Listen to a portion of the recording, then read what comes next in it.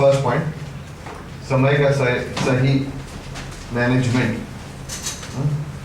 समय management, time management जिसे हम कहते हैं। ओके, समय का सही उपयोग। किस तरह से मैं और प्रभावी हो सकता हूँ? सबसे पहली चीज मेरे जीवन में मुझे समय का सही उपयोग करना है। सो नाउ बेसिकली ये आप खुद भी कर सकते हैं।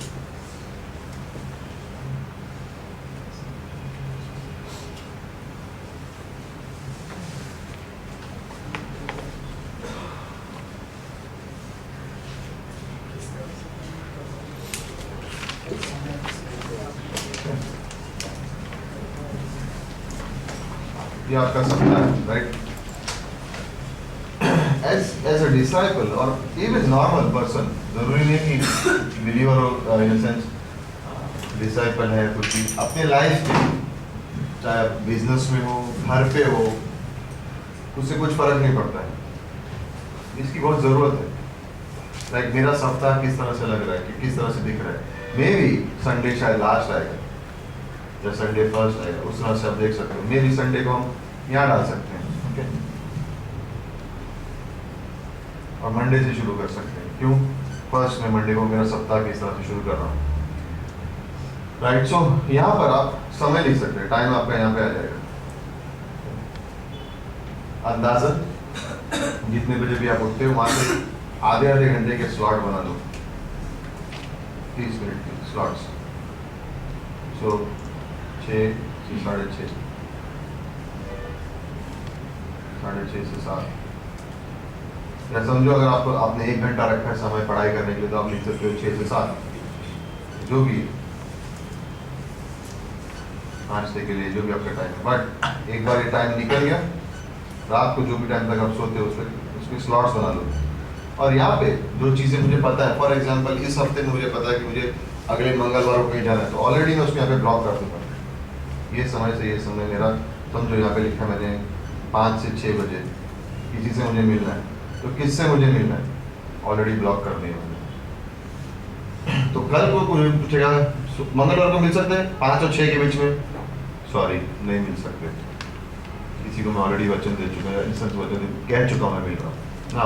यहाँ पर मेरी सर्विस है, यहाँ पर मेरी क्लास है, यहाँ पर या इधर भी, तो यहाँ पे अंदाजा बता रहा हूँ, क्लास है, यहाँ पे मैं खुद क्लास करता हूँ, यहाँ पे सुबह में सर्विस है और यहाँ शाम में सर्विस है, यहाँ पे आउटरीच है। कुछ समय यहाँ पे पढ़ाई के लिए है, कुछ समय यहाँ पे रात में पढ़ाई के लिए है, कुछ समय यहाँ पे पढ़ाई के लिए है, यहाँ पे से ज़्यादा दिन पढ़ाई के लिए है, यहाँ पे परिवार के लिए है, यहाँ पे परिवार के लिए थोड़ा समय है, यहाँ पे ना। अंदाज़न जो चीज़ें मुझे करनी है उनको मैंने पहले लिख ली।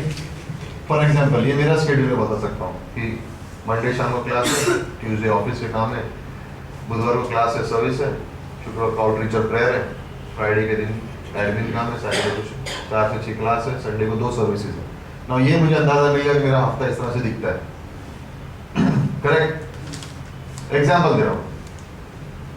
अब किसके अंदर इन्वेस्ट करना है, किसको फोन करना है, किसको ईमेल करना है, चिट्ठियाँ जो आ रही उनको जवाब देने हैं, जिसने फ़ोन किया कुछ सवाल पूछे उनको जवाब देने हैं, मीटिंग कहाँ पे एडजस्ट करनी है। ये जो मुझे मोस्ट इंपॉर्टेंट चीज़ें जो मुझे करनी है, जो मेरे अलावा कोई नहीं कर सकता, वो मैंने लिख ली। फिर एक लिस्ट बना सकता हूँ कि कौन कौन से काम मैं किसी को दे सकता हूँ करने के लिए। सारे काम मैं नहीं कर सकता, तो इसको लिख देना इस तरह से, तो उसको लिख देना उस तरह से। सो हम लोग 4 कैटेगरीज बनाते हैं। सबसे पहले सबसे ज़रूरी और अभी करनी है। सेकेंड, ज़रूरी है लेकिन अभी नहीं करनी है, थोड़ी देर में भी कर सकते हैं। थर्ड, ज़रूरी नहीं है लेकिन करना है। और लास्ट, बाद में करेंगे तो भी चलेगा। 4 कैटेगरी। ना हमारी आदत क्या है, सबसे छोटा काम पहले लेकर उसको खत्म करो। और प्रॉब्लम क्या होता है, सबसे ज़रूरी काम में लेट हो जाता है, फिर एक दिन उठते हैं, अरे यार ये बाकी रह गया, लेकिन वो अर्जेंट तब था, जब अर्जेंट था तभी खत्म कर देना चाहिए। सो जो चीज़ सबसे अर्जेंट है वो सबसे ऊपर होनी चाहिए, उसको पहले अटैक करो। ओके, लाइक इस तरह से बनाते हैं। मोस्ट इम्पॉर्टेंट, और मोस्ट अर्जेंट। ओके, मतलब बहुत जरूरी है और अभी ये काम पूरा होना चाहिए, तो पहले मैं इन कामों को देखता हूं कि इनको मैं कहां पे फिट कर सकता हूं। फिर आएगा important but not urgent.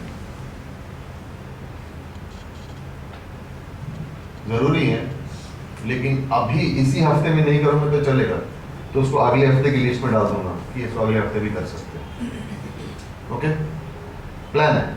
Third, not important but must be done. अंदाजा आप अपने अपने टर्म्स यूज कर सकते हो जो आपको ठीक लगता है। जरूरी नहीं है लेकिन इसका पूरा होना जरूरी है। अभी जरूरी नहीं है लेकिन इसका पूरा होना जरूरी है। ये था जरूरी है लेकिन अभी नहीं, ये जरूरी ज्यादा नहीं है लेकिन इसका पूरा होना जरूरी है। और लास्ट में आएगा not important, like not important नहीं है बट अर्जेंट भी नहीं है, नॉट अर्जेंट। ये आखिरी में किसी को दे नहीं सकता हूं करने के लिए ना। ज्यादातर जब हमारे समय के ऊपर हम कंट्रोल नहीं रखते हैं, पता है क्या होता है, ये चीज को हम पहला करने देखते हैं, बोलते ये तो जरूरी नहीं है ना, इसको खत्म करो, रास्ते से निकल गया, बाद में अपन करते रहेंगे। जनरली ये होता है, इसको खत्म करते जाओ, ये भूल जाते हैं, ये चीज रह जाती है। ओके, फॉर एग्जाम्पल है मैंने ऑफिस में कह दिया ये चीज अर्जेंट है, ये अर्जेंट है, ये बाद में करना तो भी चलेगा, तो मेरा माइंड में आ सकता है ये बाद में करेंगे तो भी चलेगा, पहले इसको खत्म करते हैं। उसको खत्म करने के चक्कर में जो अर्जेंट नहीं, 4 काम और निकल जाते हैं। उसको पूरा करने गए, फर्स्ट काम जो कहा था करने के लिए रह गया, सेकेंड डे में भूल गया, थर्ड डे भूल गया, चौथे दिन मैंने पूछा ये काम हो गया, अरे भूल गए, हम लोग वो कर रहे थे लेकिन वो जरूरी नहीं था। जब प्रभावी होना है तो इन सेंस एक अपने खुद की टाइम मैनेजमेंट के लिए ये बनाना जरूरी है। आपका हफ्ता आपके सामने होना चाहिए। मेरे पास और एक डायरी है, एक्चुअली मेरे बैग में है, जहाँ पे पूरा कैलेंडर मिलता है, आई थिंक 60 रुपये 70 रुपये का आता है, पूरा महीना ऐसे सामने होता है और ऐसे ऐसे बना हुआ पूरा महीना, और उसके अंदर ऐसे ब्लॉग बने हैं पूरे महीने के अंदर। तो पेज खोलो तो एक साथ ये पूरा महीना देख सकते हो क्या हो रहा है। तो हमने कोई इवेंट डिसाइड कर लिया तो ऑलरेडी पूरा साल का उसके अंदर आया था, तो इतनी सी बुक है, 12 महीने पूरा उसके अंदर। फर्स्ट पेज पे साल का कैलेंडर इस तरह से, तो अलग अलग कलर से उसको भर दिया और ये डाल दिया, तो खोल के देख सकते हो रोज। 5 मिनट लगते हैं, कुछ काम में याद है रखे अपने संग रखो उसको ताकि याद रख सको। प्लानर बोलते हैं, मंथली प्लानर, अनुपम में मिलता है, आई थिंक 60-70 रुपये का है, 2014 का जाकर ले लो और उसको भर दो। वीकली प्लानर भी आता है बट वो बड़ा हो जाता है, ये आप खुद भी बना सकते हैं, हम लोग खुद ऑफिस में बनाते हैं। एक पेज लिया उसके ऊपर ये बना दिया एक्चुअली। पैसा का क्या मेरा तो नहीं है बट पूरे सप्ताह का प्लान ऑलरेडी, ये काम ये दिन करने पता है, ऑलरेडी डाल के रख दिया पेपर पे, बाकी जिसको जहाँ फिट करना पे कर देंगे। परिवार के संग कौन सा दिन बिताना है, कितना समय परिवार के संग बिताना, वो भी लिखा हुआ है इसके ऊपर, प्लान किया हुआ ऑलरेडी। क्योंकि अगर मैं समय को कंट्रोल नहीं कर सका तो समय मुझे कंट्रोल करेगा। जब मुझे जरूरी काम करने होंगे तो जो कम जरूरी काम है सामने आ जाएंगे। कितनी बार होगा ना जो काम जरूरी नहीं है, सडनली किसी का फोन आ गया और आप उसको कहना चाह रहे हो कि बात नहीं करना, लेकिन नहीं जरूरी है, नहीं जरूरी है, नहीं जरूरी, मिलना है, क्या हुआ, अरे मेरे बच्चे को किसी ने ऐसा बोल दिया, मैं क्या कैसी तरह से जवाब दूँ उसको, इतना इसमें अर्जेंट क्या था, नहीं फालतू बातें आ जाती है बीच में। टाइम आपको कंट्रोल करेगा, लेकिन अगर आप टाइम को प्रभावी, आपको इफेक्टिव बनना है, डिसाइपलर होना है, शिष्य बनाने हैं, या सेंस लाइफ के लिए इम्पोर्टेंट है। जो चीज़ें आप कर सकते हो, जो आप ही कर सकते हो, उनको पहले आप लिख दो। आपके अलावा कोई नहीं कर सकता वो बातों को, उनको आप पहले लिख दो। जो चीज़ आप किसी और को दे सकते हो मदद करने के लिए या हेल्प करके आपको कर सकता है, वो चीज़ों की अलग से लिस्ट बना दो। क्या मुझे करना है इस महीने में, मुझे पहुंचना क्या है, मुझे कहाँ पहुंचना क्या है, मेरे जीवन में मुझे करना क्या है, इफेक्टिविटी क्या है, मैं प्रभावी किस तरह से बन सकता हूँ? अगर मेरा जीवन में प्लानिंग नहीं है तो मैं प्रभावी कैसे बन पाऊँ? मैं दूसरों को कैसे बताऊंगा प्लानिंग करने के लिए? राइट? फॉर एग्जाम्पल कॉन्फ्रेंस है हमारी, राइट, अप्रैल एंड मई में। जनवरी में किसी ने कह दिया कि 90 दिन पहले टिकट बुक करना है। ये धनाधन सारे मिशनरीज को ईमेल पे ईमेल, एसएमएस पे एसएमएस, फोन पे फोन, सब ने पैसे जमा किए, भाग के गए स्टेशन में टिकट बुक करने। पता चला 60 दिन पहले करनी पड़ेगी। तो उन्होंने फोन करे 60 दिन हो गए, 90 दिन नहीं है। अच्छा ठीक है, लेकिन हमारे हिसाब से 90 दिन था, पीछे पड़ गए। क्यों? इंपॉर्टेंट है। अगर उनको टिकटें नहीं मिली, पहुंचेंगे नहीं, कॉन्फ्रेंस मिस करेंगे, उनके जीवन के लिए जरूरी है वो, तो पीछे पड़ गए। एक है धनाधन 3 एसएमएस, ईमेल पे ईमेल, फोन पे फोन, परेशान हो गए बेचारे। बोले क्या हो गया इन लोग को, टिकट बुक करो। क्यों?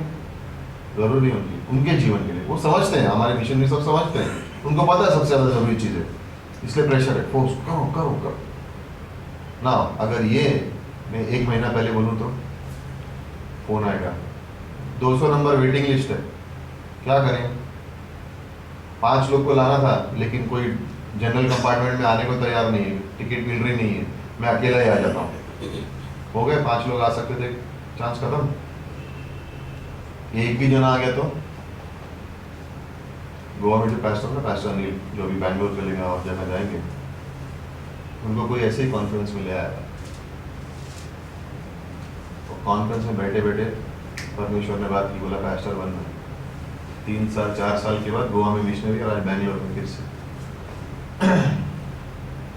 किसको लेके आओगे कॉन्फ्रेंस में कुछ पता नहीं, लेकिन किसी ने शायद अपने जीवन में प्लानिंग की हुई थी उनको लेके आने के लिए। एज ए डिसाइपल, अगर मैं मिनिस्ट्री में नहीं भी हूं तो भी मेरे लिए बहुत काम है।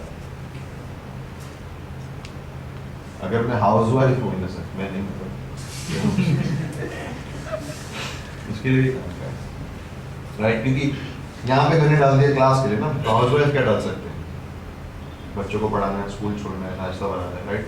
ये कुछ चीजें जो सिर्फ हम लोग कर सकते हैं ना, ये किसी को दिखाने के लिए नहीं है, ये आपके अपने जीवन के लिए।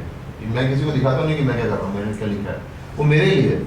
मुझे टाइम का संभालना है, मैं टाइम को नहीं संभालूंगा तो टाइम मुझे संभालेगा।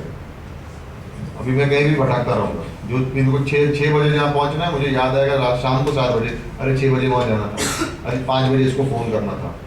और साइड में छोटी सी लिस्ट बना सकते हो, इसको फ़ोन करना है, इसको ईमेल करना है, इसको इनकरेज करना है,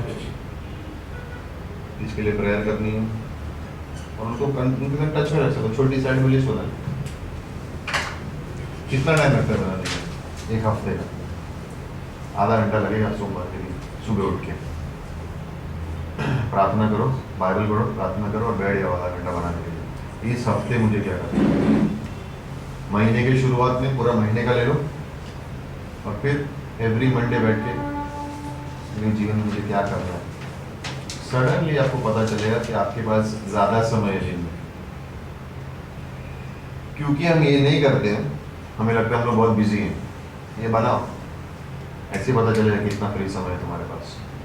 और उस फ्री समय में हम क्या कर सकते हैं? डिसाइपलशिप। वो फ्री समय इसलिए नहीं कि मैं घंटा एक्स्ट्रा सो जाऊं, कोई सो सकते हो, कोई बुरा ही नहीं है। मुझे नहीं बोलना चाहिए क्या करना है उसमें, बट इन अ सेंस जब आपको पता चला कि इधर से इधर मेरे पास फ्री है, तो परमेश्वर आपको याद भी दिलाएगा, ये टाइम फ्री है, इसको फोन कर ले, या इससे मिलने जाते हैं, या आधा घंटा इसके साथ टाइम स्पेंड करें। जरूरी नहीं कि आपको सब जगह जाना है। कभी कभी आप कह सकते हो चल ना घर पे आ जा, या बाहर घर के बाहर मिल लेना, या चर्च में मिल लेना, या कुछ भी मिल लेना। आइडिया है टाइम स्पेंड। फर्स्ट, अगर हमें प्रभावी किससे बनना है, फर्स्ट हमें अपने समय का सही उपयोग करना है। ओके। सेकेंडली, जब हमने प्लानिंग कर ली तो हमें ये भी सोचना है क्या करना है और क्या जरूरी है। जो चीजें जरूरी नहीं है उनके ऊपर ज्यादा ध्यान मत दो शुरुआत में। ओके। जो चीजें जरूरी नहीं है उस पर ध्यान देने की जरूरत नहीं है। 2 तिमोथी 2:15, 2 तिमोथियस का 2:15।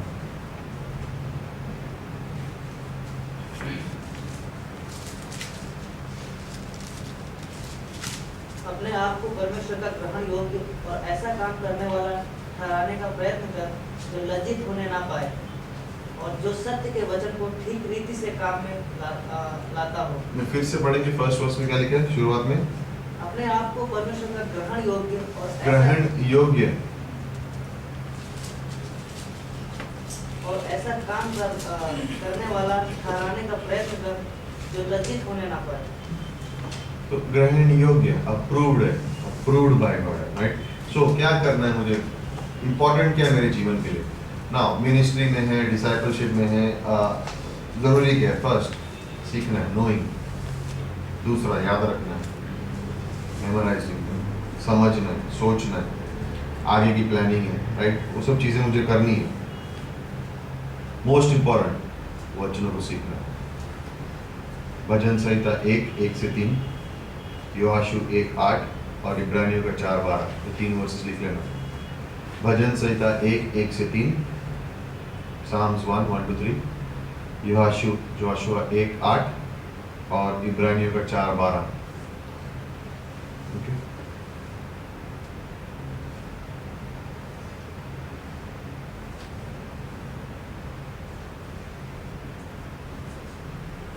तीसरी चीज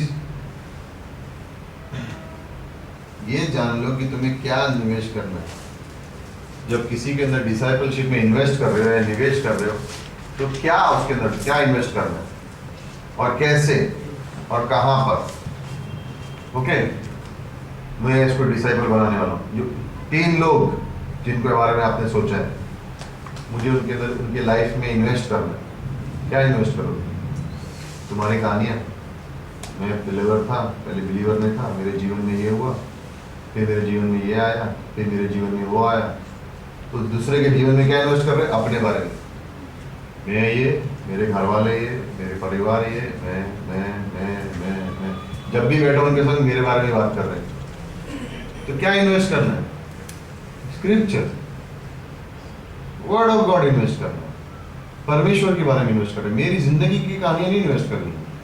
मेरी जिंदगी कहानी इन्वेस्ट करके उसका जीवन कैसे बदलने वाला है, उसे सिर्फ इतना मेरे जीवन के बारे में सब कुछ पता चल जाएगा, उससे आगे क्या होगा, उससे इसका जीवन परिवर्तन होने वाला, कुछ नहीं होने वाला। मैंने इतना पढ़ाई की, मैंने ये किया, मैं इतनी कठिनाई में था, मैं ऐसे किया, मैं ऐसे किया। परमेश्वर के बारे में इन्वेस्ट करो, टाइम वेस्ट मत करो।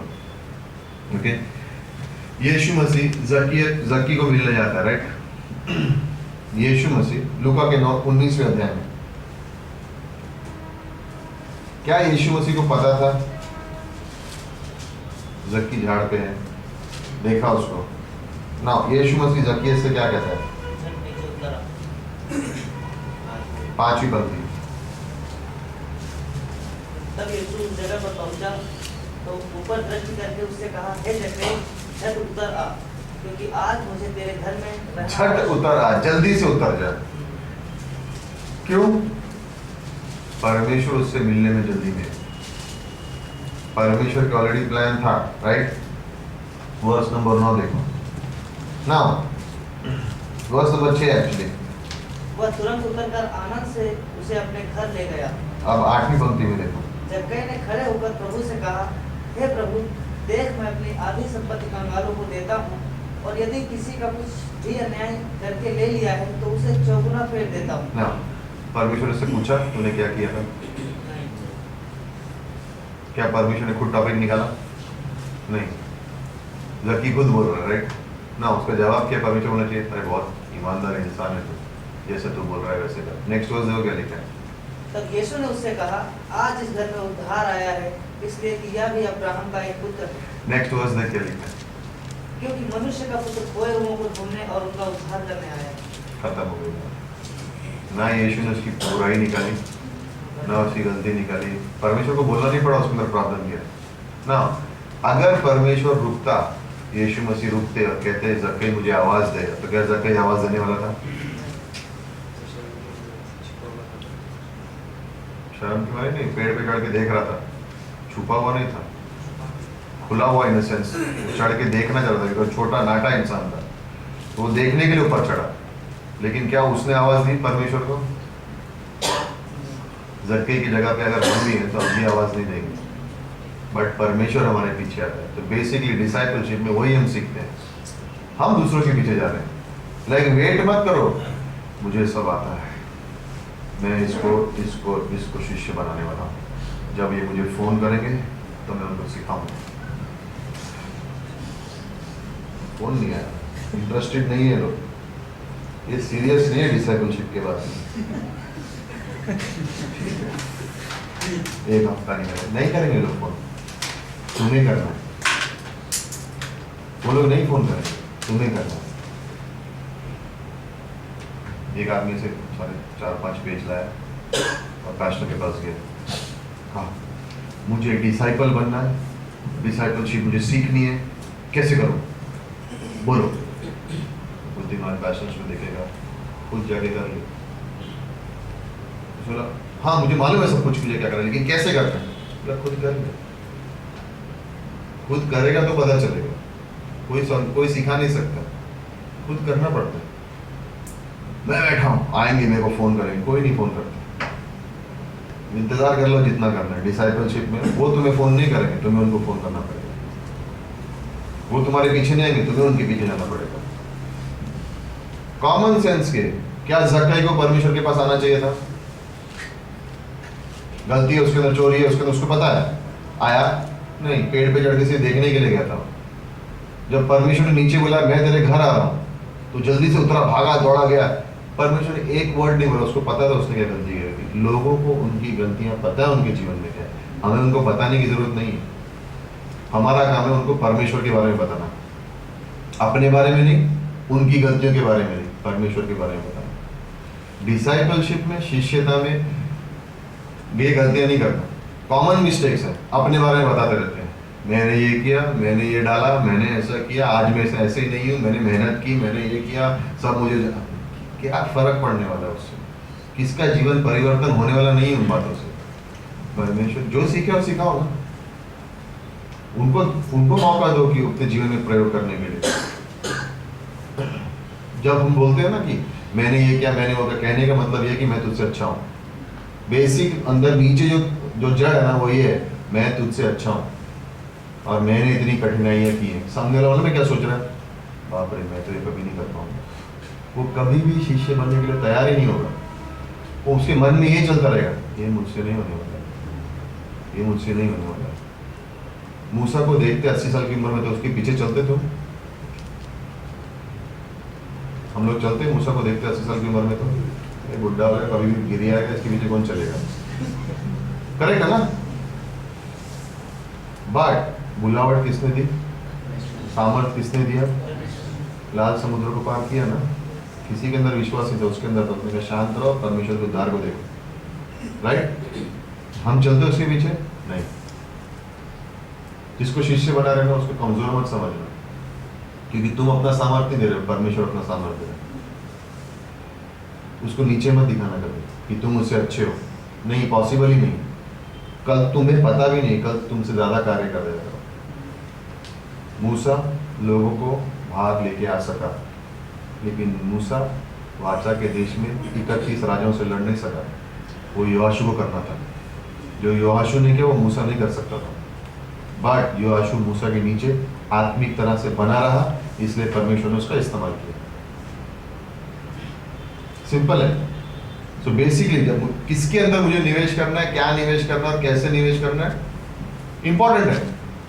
इंतजार मत करो कि वो तुम्हें फोन करेंगे ना, कहीं कहीं पे जरूरत हो जाती है, बट इंतजार मत करो।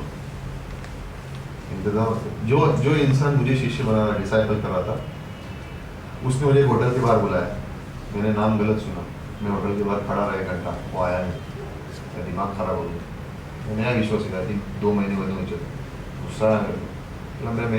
मैं जॉब पे था, मैं जॉब छोड़ के उधर बाहर खड़ा था। 1 घंटा लगा वो जगह पहुंचने के लिए। 1 घंटा खड़ा रहा, 1 घंटा वापिस जाना पड़ा। मोबाइल फोन थे नहीं तभी, मतलब मेरे पास शायद बुलाया, मेरे को आया नहीं था। अगले दिन संडे को मिला, फिर मुझे बोल रहे आया नहीं तू, तो गुस्सा है। संडे सर्विस कर, मैं आया नहीं, मैं वहाँ खड़ा था, तू नहीं आया था। बोला ऐसा कैसा हो सकता है, मैं बाहर खड़ा था। तू बाहर खड़ा था? मैं बाहर खड़ा था होटल के।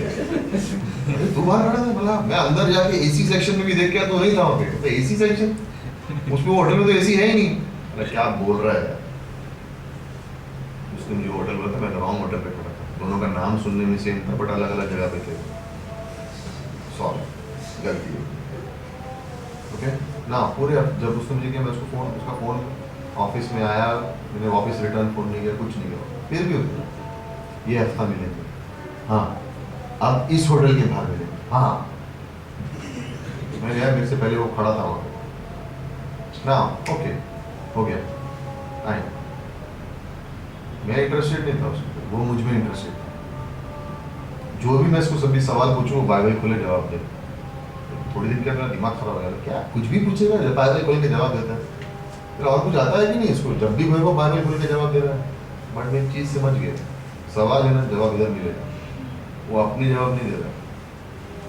अगर वो खुद जवाब देता तो मैं सोचता कि इसके पास सारे जवाब है, करेक्ट, लेकिन उसने बाइबल खोल के जवाब दी तो मेरे माइंड में आया कि सारे सवाल के जवाब इसमें है, तो मैं खुद पढ़ना स्टार्ट किया। डिसाइपलशिप, वो अपने आप के बारे में नहीं बता रहा, परमेश्वर के बारे में। कुछ भी सवाल पूछो बाइबल के लेके जाओ, तो अगर सारे सवाल यहाँ के जवाब यहाँ है तो मैं भी पढ़ सकता हूँ इसको।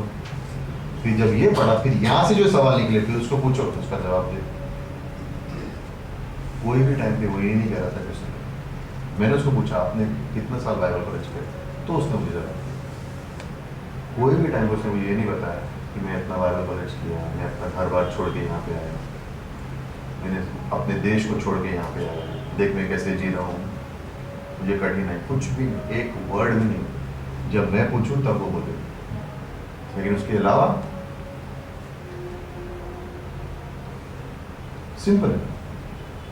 और कभी कभी हमें डिसाइपलशिप में टफ हो जाते हैं, लेकिन एक दिन उससे ऐसी कुछ बातें कर रहा था, आई मीन आई थिंक साल भर हो गया था मुझे चर्च में आते हुए, तो मैंने वापस उसको कुछ ऐसे ही पूछा, मैं मजाक कर रहा था, उसने मुझे एक लाइन देख के बोला, मैं तुझे क्या कहा, बाइबल पढ़, सारे जवाब मिलेंगे। एक लाइन बोल दिया और वो दिन खत्म हो गया मेरा, बाइबल पढ़। टफ हो गया, टफ होके बोल दिया एकदम, लाइक यू नो, प्रेम से पर जरा कड़क होके, यू नो। सो इब्रानी 4 में ना, सारा वक्त दूध नहीं पी सकते, मांस भी खाने बनना चाहिए। उस समय में दूध पीते हुए से मांस खाना शुरू कर दिया, यू नो, बट जिंदगी भर याद रहेगा। क्यों? उसने बोला बाइबल के पास चल, बाइबल के पास चल, ये नहीं कहा मेरे पास आ, क्योंकि हम सीख लेते हैं, हमारे अंदर वो ख्वाहिश आ जाती है कि बताऊं तो सही मुझे कितना आता है। तो हम लोग सब आता है, कुछ भी पूछो सब आता है, क्या करूँ मैं?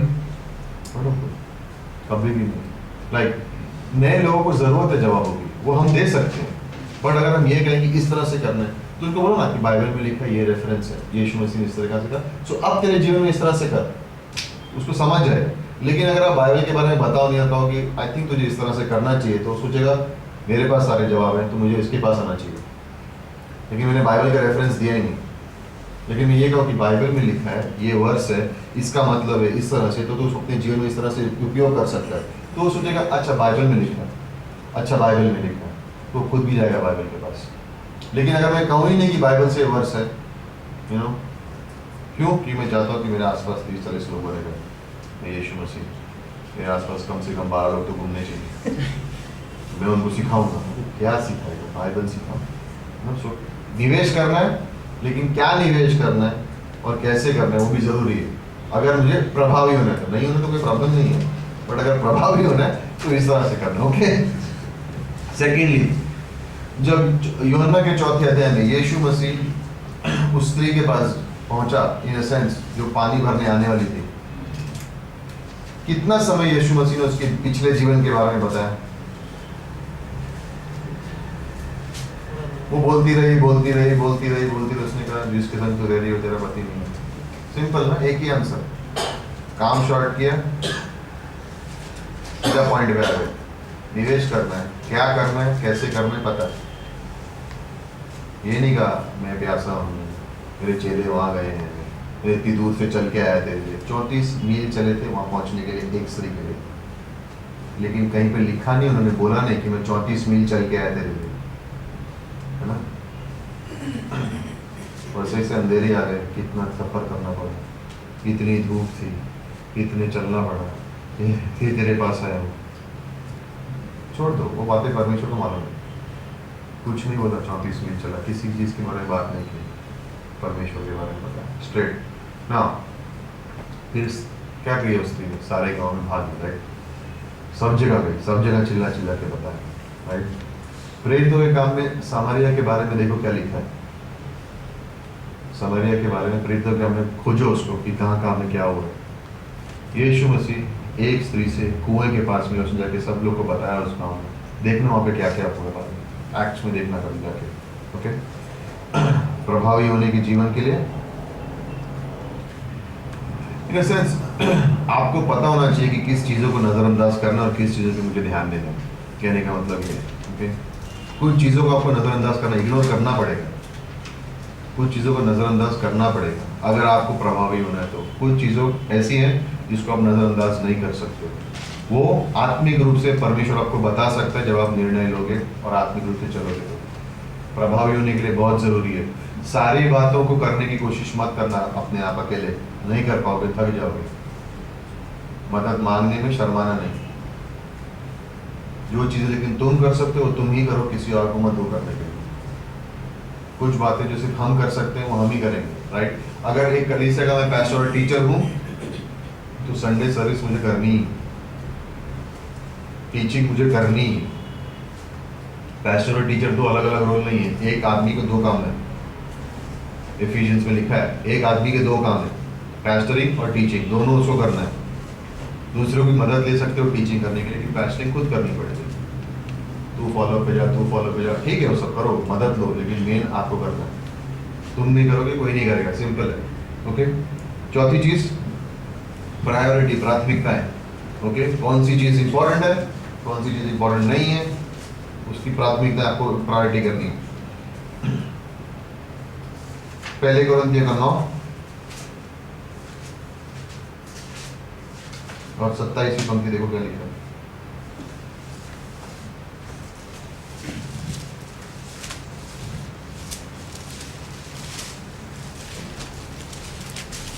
परंतु मैं अपनी देह को मारता कूटता और वश में लेता हूँ, ऐसा ना हो कि औरों को प्रचार करके मैं आप ही किसी रीति से निकम्मा ठहरूं। आगे बोलने की जरूरत नहीं, ठीक है।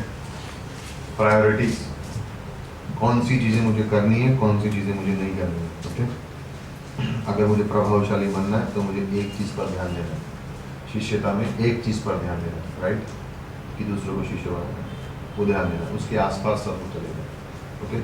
फॉर एग्जांपल मैं अपने जीवन में अगर मैंने निर्णय ले लिया कि ये चीज़ मुझे करनी है, ओके, तो उसके वजह से मैं ये सब करूँगा और ये सब करूँगा और ये सब करूँगा। लोग क्या सोचते हैं, मुझे ये करना ना तो पहले ये सब करूँगा ना तो फिर मैं ये कर पाऊँगा, फिर ये मेन चीज़ जो है, जो एक चीज़ आप कर सकते हो, जो चीज़ आपके मन में ठान ली आपने करने के लिए, उसको सोचो, उसके आसपास अपना स्केड्यूल बनाओ, उसके आसपास सारी चीज़ें करो।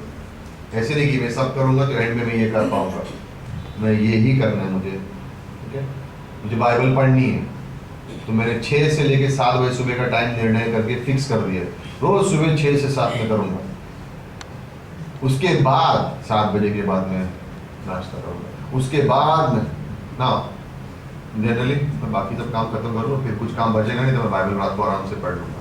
कर सकते हो, कोशिश कर सकते हैं, लेकिन मैं ज़्यादातर मैंने देखा रात को बाइबल खोल के तो आँख जल्दी बंद होती है।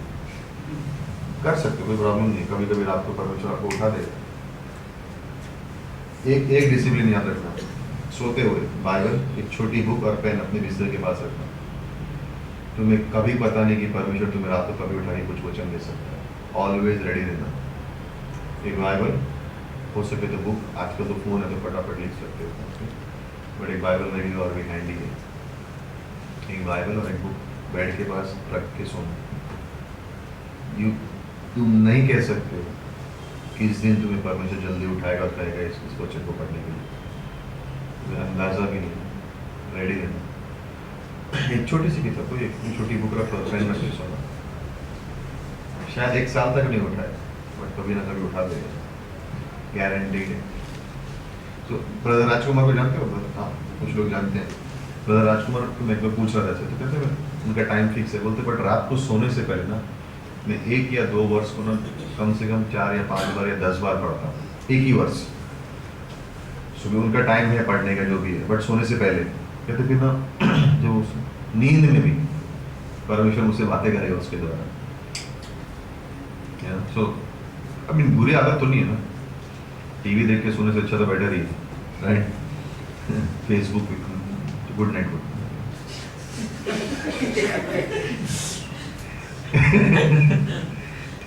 बट आई मीन सोचता हूँ, right, in the sense best है वो।